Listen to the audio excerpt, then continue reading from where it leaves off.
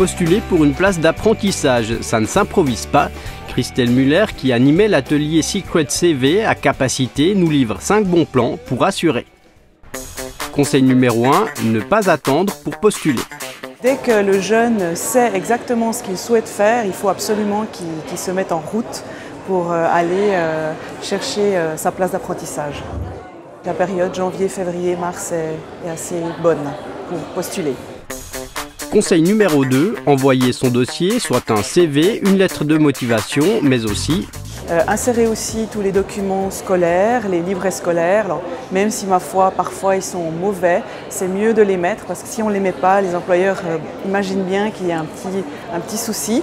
Et puis alors si les jeunes ont fait des stages et ont des rapports de stage positifs, ça c'est extrêmement important qu'ils les intègrent parce que c'est vraiment un employeur qui a vu le jeune au travail, qui parle à un autre employeur et qui dit voilà, ce jeune est fiable et ce jeune est bon et intéressant.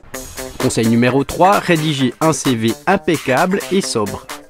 La première partie du CV, il doit toujours y avoir toutes les coordonnées de la personne pour que l'employeur puisse effectuer la correspondance. Ensuite, on met quelques atouts, mais pas trop, quelques-uns. Et puis, on vient tout de suite avec la formation qu'on a suivie, l'expérience professionnelle, donc les stages pour les jeunes, les éventuels stages qu'ils ont suivis. Ensuite, les langues qu'ils maîtrisent, les outils informatiques et puis les centres d'intérêt, les loisirs et hobbies.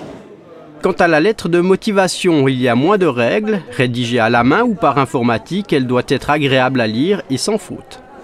Il ne faut pas, dans la lettre, être un petit peu flou et imaginer pouvoir postuler pour plein de domaines différents. Ça fait très peur aux employeurs. Donc il faut vraiment être clair sur son projet professionnel. Conseil numéro 4, se rendre à l'entretien sans ses parents. Il doit pouvoir montrer qu'il sait faire ses démarches, effectuer ses démarches seul.